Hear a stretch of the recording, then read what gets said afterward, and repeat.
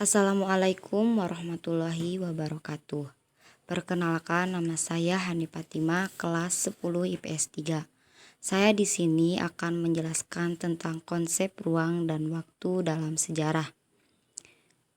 Sebelum memulai dengan materi tersebut, alangkah baiknya kita berdoa terlebih dahulu.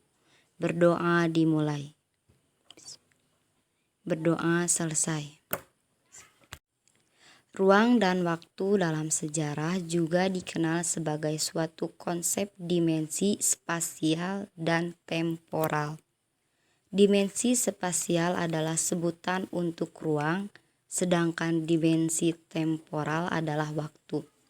Masa lalu tidak mungkin dapat dilupakan begitu saja, sebab sejarah yang terjadi di masa lalu dapat digunakan sebagai acuan untuk perencanaan masa depan.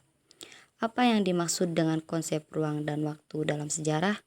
Ruang dan waktu dalam sejarah juga dikenal sebagai suatu konsep dimensi spasial dan temporal. Dimensi spasial adalah sebutan untuk ruang, sedangkan dimensi temporal adalah waktu. Ruang atau dimensi spasial adalah tempat terjadinya peristiwa-peristiwa dalam proses perjalanan waktu. Sedangkan waktu atau dimensi temporal merupakan konsep penting dalam sejarah karena selalu ada dalam kehidupan manusia dan selalu berjalan secara kontinu. Dalam konsep ini, manusia merupakan subjek dan objek sejarah.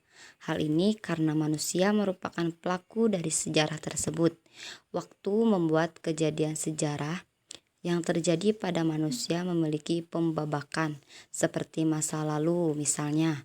Masa lalu sifatnya adalah terbuka dan berkesinambungan. Dalam sejarah, masa lalu dapat menjadi gambaran bagi manusia untuk bertindak di masa sekarang. Konsep ruang dan waktu adalah unsur penting yang tidak mungkin terpisahkan dalam peristiwa kehidupan manusia. Seluruh perbuatan manusia di kehidupannya pasti berlangsung bersamaan dengan tepat dan waktu.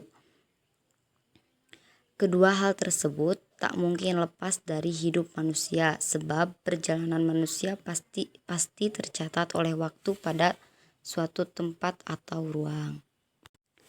Manfaat belajar sejarah: 1. Dapat mengetahui peristiwa di masa lampau.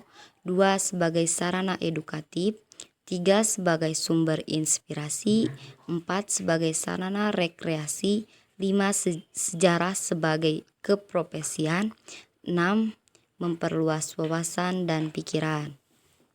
Pentingkah mata pelajaran sejarah Indonesia sebagai mata pelajaran wajib di sekolah? Di era digital seperti saat ini, belajar apapun bisa diakses melalui media sosial. Mempelajari sejarah memungkinkan manusia zaman sekarang mengetahui kunci keberhasilan para pendahulu.